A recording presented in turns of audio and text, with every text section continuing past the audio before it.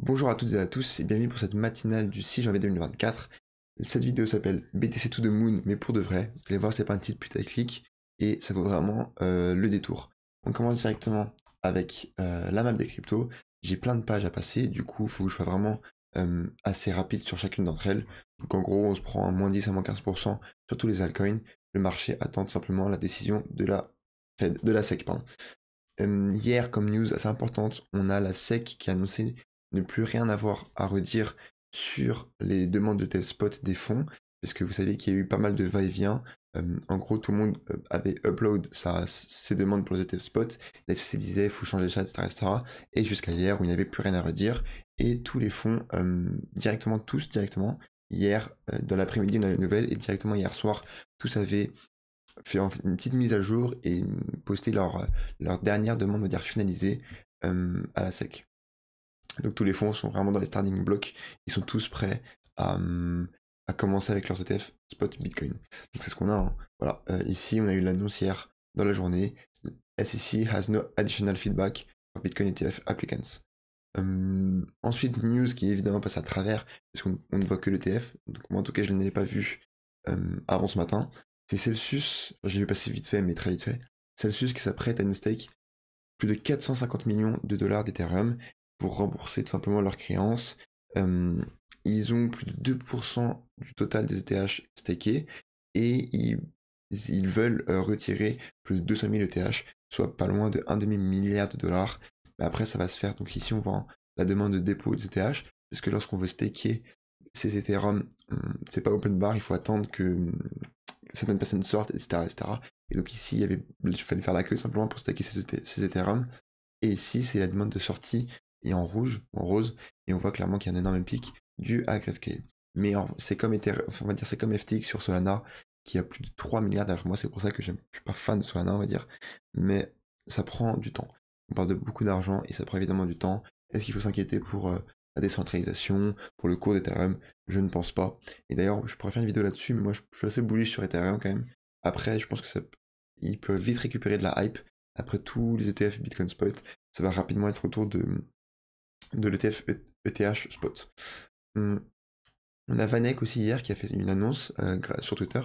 Vanek, donc, qui est un des demandants un des fonds qui a demandé aussi un ETF Bitcoin Spot, qui annonce qu'ils allaient verser 5% des bénéfices grâce à son ETF s'il venait à être accepté aux développeurs de BTC dans un tweet, et ils ont directement annoncé qu'ils n'attendaient pas l'ASEC pour faire des choses envers la communauté crypto. Ils allaient directement donner 10 000 dollars aux développeurs de Bitcoin. Bon, 10 000 dollars, c'est toujours sympa, hein, c'est toujours ça de prix, mais vraiment à leur échelle, c'est clairement pas grand chose. C'est plus pour le geste, un peu comme un cadeau de Noël, une boîte de chocolat, quoi. Mais c'est très sympa. Mais en gros, voilà, c'est une déclaration d'amour, on va dire, envers l'écosystème crypto. Et ça me fait penser à la news qu'on a vue il y a 2 jours sur Fidelity qui avait annoncé des frais qui étaient vraiment extrêmement faibles. Ça va clairement être la guerre, ça revient un peu à ce que je disais il y a 2 jours, mais ça va être clairement être la guerre entre les fonds pour attirer le plus de clients, pour avoir la meilleure image de tous. Maintenant, BlackRock, est-ce que BlackRock ont vraiment besoin de faire quelque chose? Je ne pense pas, tellement ils sont au-dessus du lot. On a aussi la BCE qui met 1,3 milliard d'euros sur la table pour développer et accélérer son euro numérique. Donc ça va être dans le secteur privé, ça va être un partenariat public-privé. Ils ont annoncé, pour l'instant les objectifs c'est quoi? C'est la création d'une application à bon, pour laquelle il faudrait plus de 600 millions d'euros, incompréhensible. Moi je l'ai fait son application, hein, je sais pas coder une seule ligne, je peux t'assurer que pour 600 millions, je peux vite apprendre. Donc voilà, 600 millions pour coder une application, ok. Et une gestion optimale, ok, avec 250 millions. L'argent, franchement, ça peut du sort, mais pourquoi pas. Et en gros, bref, ils veulent accélérer leur euro numérique. Ils veulent travailler évidemment avec des grands fonds, des cabinets de conseil financiers qui vont prendre des millions de dollars en audit, etc. C'est comme ça que ça marche. Mais bon, bref, tout ça pour dire que ça arrive, et plus vite ça arrive, plus vite ça bénéficiera aux cryptos, je pense, parce qu'on se rendra compte à quel point c'est une arnaque. Ensuite, on va passer sur Twitter. Voilà, on revient au titre de la vidéo. C'est bien, je suis assez concis pour l'instant, 5 minutes, c'est cool. C'est simplement l'échange BitMEX qui va profiter d'une mission de la NASA le 8 janvier, donc demain, hein, enfin après-demain, pour envoyer un Bitcoin physique sur la Lune. Ils veulent envoyer une clé privée et une clé publique avec un Bitcoin pour une mission lunaire. Donc je trouve ça exceptionnel en vrai pour l'histoire. Euh, J'avais vu des gens qui disaient, ouais, quel est l'intérêt, on gaspille 40 000 dollars, enfin, mais je trouve ça nul de penser comme ça, 40 000 dollars à l'échelle de ce que ça représente, c'est vraiment rien, 40 000 dollars, les gars, c'est un bitcoin. Euh, Là, c'est fou, ça va être la première monnaie qu'on va envoyer dans l'espace, sur une autre planète, etc. Je trouve, enfin, ça marquera l'histoire. Donc très intéressant, ça reste quand même anecdotique, il n'y a rien de... Et quoi que franchement. Donc je trouve ça très sympa, on va voir si ça va se faire. Mais ce sera la première monnaie qui va aller, encore une fois, sur la Lune. Et ça s'apparente, parce qu'ils ont voulu doubler clairement, Elon Musk, qui voulait envoyer une fusée, et qui il me semble qu'il va envoyer une fusée, euh, qui s'appellera Dogecoin, ou bref, qui aura le Dogecoin sur la fusée, etc., sur la Lune, tout simplement. Donc ça va être une année spatiale très intéressante pour les cryptos. Deuxième chose aussi très importante, enfin, assez anecdotique, mais quand même sympa, j'ai vu ça ce matin en me réveillant, c'est tout simplement Barry Silbert, ou Silbert, je sais pas comment on dit. Barry Silbert, c'est le fondateur, le CEO de Digital Currency Group, on voit ici. En gros, c'est quoi? C'est un monstre. C'est Grayscale, Foundry Service. Foundry Service, c'est des mineurs de Bitcoin. C'est pas des mineurs, c'est les plus gros. Ou parmi les plus gros, clairement. Et Luno, que je ne connais pas. Mais bref, c'est un monstre. Et il a mis dans sa bio le T de Tao. C'est là. Le Tao. Ouais, c'est le Tao en alphabet grec. T-A-U. Et la dernière fois, ça m'a fait penser, la dernière fois que j'ai remarqué ça, c'était sur Algod. Algod, qui est un gros influenceur anglais, qui avait mis pareil la même chose sur sa bio Twitter. Et quelques semaines plus tard, il avait annoncé qu'il avait pris de grosses positions sur Tao. Donc on parle de plusieurs millions de dollars. Et là, pareil pour Barry Silbert. Et j'avais déjà aussi vu qu'il y a 2-3 mois, il avait commencé à suivre pas mal de comptes de OG dans Tao, de gars qui postaient régulièrement sur Tao. Et là, je pense que ça a été tout le temps qu'il fasse ses recherches. Et maintenant, qu'il mette ça dans sa bio, je trouve ça, enfin, c'est clairement un clin d'œil à Tao. Et ça ne peut être rien d'autre que ça, quoi. Et c'est clairement bon signe, clairement. Il pourra venir par exemple miner du Tao avec Foundry. Il me semble que ce n'est pas encore le cas. Je sais qu'il y a un gros mineur de Bitcoin qui est sur Tao. Il me semble pas que ce soit Foundry. Peut-être, c'est pas vrai, pas sûr. Bref, en tout cas, ça ne peut être que bon signe. C'est quelqu'un qui est très respecté dans l'écosystème. Ensuite, autre news aussi anecdotique, mais super intéressante, je trouve. Ça a été la journée de ça. Ça a été un utilisateur a envoyé près de 27 bitcoins à l'adresse Genesis de Satoshi Nakamoto, pas loin de 15 ans après, soit près de 1,2 million de dollars au cours actuel. C'est incroyable, je trouve. Donc après, du coup, on peut utiliser des outils pour un peu tracer tout ça. Donc je suis allé chercher l'adresse de Satoshi Nakamoto. C'est la beauté de la blockchain, c'est juste là, c'est juste devant vos yeux. C'est là l'utilité de la blockchain, c'est qu'on voit tout. Et je trouve ça magnifique. On voit... comment je peux voir, merde. Tout à l'heure je regardais, mais on voit des transactions d'il y a 15 ans, quoi, il y a 10 ans, etc. Qui sont gravées dans la blockchain, ça c'est fou, je trouve. Donc bref, on voit ici, donc Satoshi Nakamoto qui reçoit toujours plein de petits dons, hein, de quelques centimes, 50 dollars, peut-être des dizaines de dollars. Mais hier, non. Hier, on est à 27 bitcoins. Énorme. Pour plus de 1,2, presque 1,2 million de dollars. Ça vient de cette adresse qui a été créée que pour ça. Donc c'est clairement voulu. Le mec, il a créé une adresse pour ça. Tu te trompes pas, dans l'adresse de Satoshi Nakamoto. Clairement, c'est pas un misclick. Et donc, quand on retrace encore l'adresse juste avant, il a juste sur cette adresse-là 26 millions de dollars qu'en bitcoin. Donc c'est un mec qui doit peser en crypto, je sais pas, 50, 100 millions de dollars, c'est possible, s'il a des altcoins ou quoi que ce soit.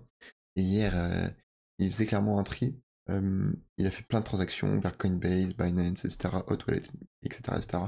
Et je pense que d'un moment, il s'est dit, allez, je vais marquer l'histoire. Et franchement, je comprends en vrai. Le mec, il a 25, 30 millions de dollars sur sa wallet, qu'il en envoie un à Satoshi Nakamoto.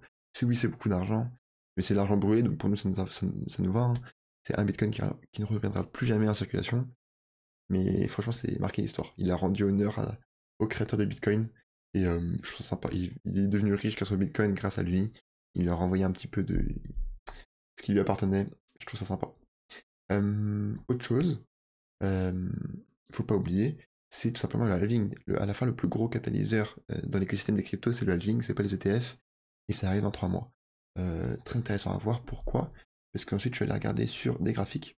Je suis allé dézoomer un peu en weekly, je trouve ça super important. de regarder les graphiques en weekly, on va dire ouais, une fois par semaine, franchement.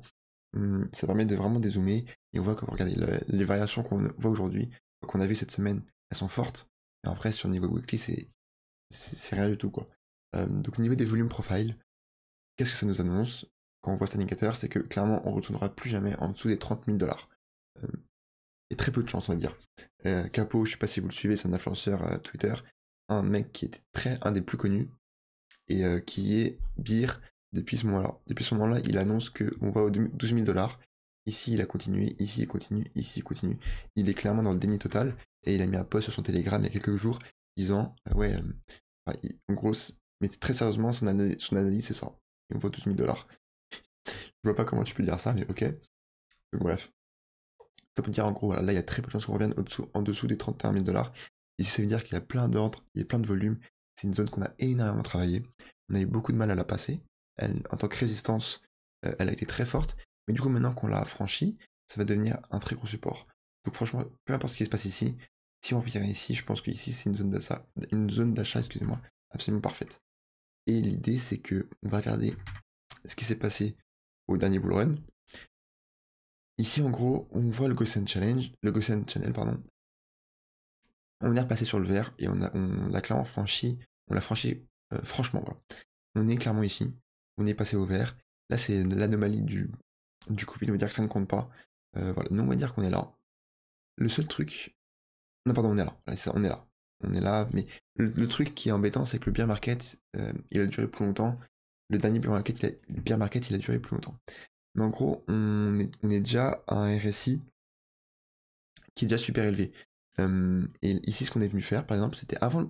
Sauf que là, on était un an avant le halving. On était déjà à un RSI weekly super haut au 80. Et on est venu se reposer sur les 50 pendant X semaines avant de clairement repartir en bull run. Et c'est clairement ce que je vous disais hier. Hein. En bull run, le RSI aussi a plus de 50 et un bear market il a moins de 50. Mais là, on est en surachat pour le bull market, on est clairement venu respirer. Si on regarde maintenant, actuellement, on est encore une fois dans le même cas, on est dans un RSI qui a plus de 80, donc clairement en surachat. L'idée, c'est de venir respirer aux 30 000, 40 000, on s'en fout, et juste que les RSI viennent au niveau des 50, sauf qu'on n'a plus trop le temps. Le problème, c'est qu'on a un an de retard sur le dernier cycle. Pourquoi? Parce que le halving, il arrive ici, et qu'ensuite, bah là, psychologiquement, c'est là où l'euphorie doit arriver, quoi. Et donc, ça veut dire quoi? Ça veut dire qu'on va faire un an de RSI au-dessus de 70, ça me semble quand même très peu probable. Donc là, franchement, ce qui serait le plus pur graphiquement, ce sera un énorme sell the news pour liquider toute l'euphorie, tous les longs, qu'on revienne s'appuyer, on va dire, sur les 38, peut-être 30, mécher à 32 000, que les RSI reviennent au niveau des 50 pendant 1 ou 2 mois, le temps du halving, et ensuite qu'on répète et qu'on fasse un bull run, on va dire, classique. Donc voilà ce que le Bitcoin nous dit en weekly, je trouve ça intéressant à vous partager, et que clairement la zone qui est infranchissable, c'est la zone des 32 000 $. Ensuite, autre graphique qui est aussi intéressant, c'est le Zephyr que je vous ai partagé hier. C'est une crypto que j'ai acheté parce qu'on a joué le graphique, on a joué le breakout. Alors, oui, c'était plus sage de jouer le pullback, mais franchement, moi, je suis pas, comment on va dire, je vais pas faire attention aux détails à ce point-là, parce qu'il y a plein de fois où tu veux atteindre le pullback et à la fin, ça ne pullback pas et ça explose à la hausse. Donc l'idée, en gros, c'est de breakout, pullback et de démarrer à la hausse comme d'habitude, comme chaque figure. Sauf que là, on est en train de définir un fake out et revenir réintégrer ce range. C'est pas un problème, ça ne fait que postpone la situation. Au lieu de breakout ici, bah ça peut breakout ici, hein, c'est vraiment pas un problème. Sauf en fait, ça dépend tout simplement de la clôture daily. Parce que là, oui, actuellement, on est en dessous, on est parti pour faire un fake out. Sauf si la clôture daily clôture au-dessus de cette trendline. Donc on va voir ça demain. Intéressant à voir, je pense. Mais si on clôture, imaginons qu'on clôture dès maintenant, oui, l'objectif c'est derrière revisiter le bas du range et de refaire ça avec un breakout. Voilà. Donc bref, en gros, c'est quels sont, enfin, ouais. Ça peut être aujourd'hui ou demain ou dans 4-5 jours, l'analyse est la même. Autre crypto super intéressante, évidemment, c'est Tao. Tao, on peut aller faire un tour en weekly. On voit qu'en weekly, ça faisait clairement peur avant. Hein. On a connu 2 mois de hausse. Évidemment, moi je suivais Tao tous les jours. 2 mois de hausse, verticale. Rien ne montre jusqu'aux arbres. Et ça, je pense que c'est important de bien s'en souvenir pendant le bull run. On en connaîtra plein des hausses comme ça. Mais rien ne monte verticalement comme ça. même pas Tao. Donc là, on fait une correction qui est super saine. Franchement, c'est absolument normal. On vient surtout, encore une fois, prendre du mou sur le RSI. Mais ça n'arrête pas. Peut-être j'en parle trop, mais ça n'arrête pas le RSI en weekly. On était en surachat, on vient se reposer. On va attendre encore 1 ou 2 semaines. Enfin, je peux pas le parier, mais je vous le dis, c'est très probable qu'on attende encore 1 ou 2 semaines de mou, qu'on aille au niveau des 50 et qu'on parte à la hausse tout simplement. Et sauf que là, pour retrouver un RSI à 80, 90, etc., lorsqu'on sera à 50, et ce sera pas un Tao à 400 qu'il nous faudra, ce sera un Tao à 800, 900, 1000, quoi.